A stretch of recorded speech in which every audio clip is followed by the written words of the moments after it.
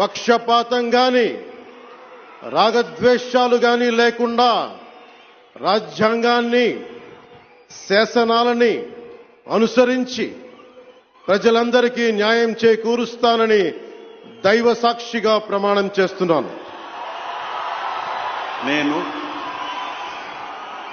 కొణిదెల పవన్ కళ్యాణ్ అనే నేను ఆంధ్రప్రదేశ్ రాష్ట్ర మంత్రిగా నా పరిశీలనకు వచ్చిన లేదా నాకు తెలియవచ్చిన ఏ విషయాన్ని నా కర్తవ్యాలను సక్రమంగా నిర్వహించేందుకు అవసరమైన మేరకు తప్ప ప్రత్యక్షంగా గాని పరోక్షంగా గాని ఏ వ్యక్తికి లేదా వ్యక్తులకి తెలియపరచనని లేదా వెల్లడించనని దైవ సాక్షిగా ప్రమాణం చేస్తున్నాను.